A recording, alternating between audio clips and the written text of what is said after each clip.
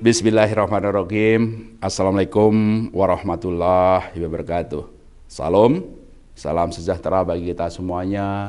Om Swastiastu, Namo Buddhaya, salam kebajikan. Peri Warjio, Gubernur Bank Indonesia, sekarang sedang berada di Washington DC, Amerika Serikat. Pada hari Rabu 20 April yang lalu, Ibu Menteri Keuangan bersama saya memimpin sidang Menteri Keuangan dan Gubernur Bank Sentral negara-negara G20 yang kedua di bawah keketuaan Indonesia G20-22 dengan tema Recover Together, Recover Stronger. Pengalaman dari krisis ke krisis, apakah krisis Asia, krisis global, pandemi COVID-19, dan sekarang dampak perang Rusia dan Ukraina adalah pentingnya memperkuat inklusi ekonomi dan keuangan menjadi daya dukung ketahanan suatu negara dan daya dukung pemulihan ekonomi. Perlunya mendorong UMKM, ekonomi kerakyatan, menjadi tulang punggung ekonomi nasional. Dan itu juga dirasakan tidak hanya di negara berkembang, tapi juga negara-negara maju. Dan untuk itu salah satu agenda prioritas di bawah jalur keuangan adalah inklusi ekonomi dan keuangan.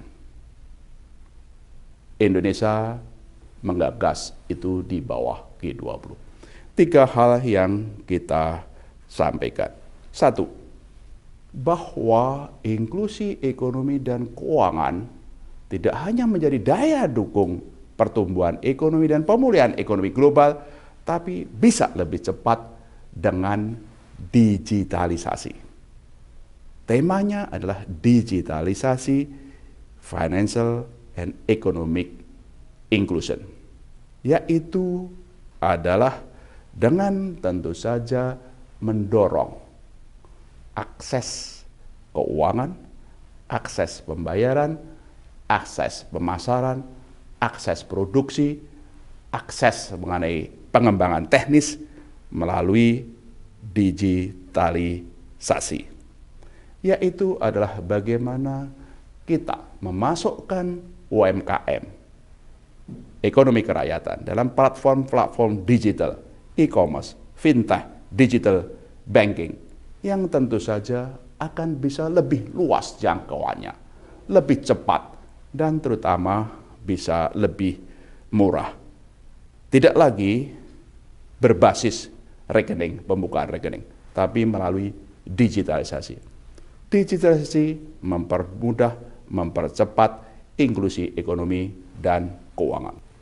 Nomor 2, pengalaman Indonesia dijadikan dan menjadi referensi untuk inisiatif negara-negara G20. Apa pengalaman Indonesia di dalam digitalisasi inklusi ekonomi dan keuangan itu? 1, yaitu pendekatan kelompok. Bank Indonesia, Kementerian Koperasi, dan berbagai lembaga menggunakan pendekatan kelompok di dalam inklusi ekonomi keuangan. Khususnya membuat klaster kelompok usaha UMKM maupun untuk kaum perempuan dan juga kaum muda. Itulah pendekatan kelompok. Yang kedua adalah pengembangan model bisnis yang terintegrasi. Tidak hanya produksi, keuangan, pemasaran, dan juga berkaitan juga kemampuan untuk entrepreneurship. Model bisnis itu yang kita kembangkan menjadi referensi. Yang ketiga adalah digitalisasi. Bagaimana Bank Indonesia mengintroduksi dan memperluas penggunaan QR Indonesian Standard dan penggunaan Bank Indonesia Fast Payment. Demikian juga elektronifikasi, penyaluran bantuan sosial, elektronisasi transaksi keuangan daerah, dan moda transportasi. Digitalisasi mempercepat dan memperluas inklusi ekonomi dan keuangan di Indonesia. 3 itu yang kita sampaikan agar menjadi referensi.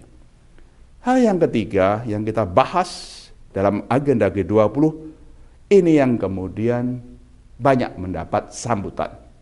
Bahwa negara-negara G20, apakah negara berkembang, negara maju, melihat ide Bank Indonesia ini, ide Indonesia ini dan pengalaman kita itu menjadi acuan juga.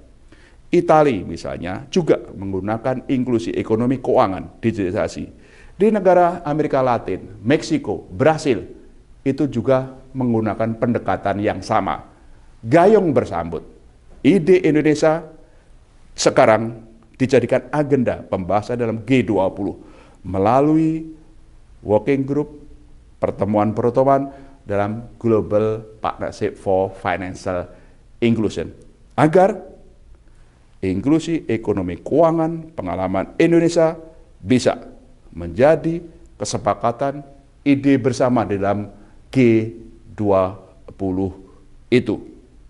Itulah pengembangan UMKM di Indonesia, inklusi ekonomi dan keuangan di Indonesia, kita jadikan agenda dan menjadi referensi inklusi ekonomi dan keuangan G20 dan dunia.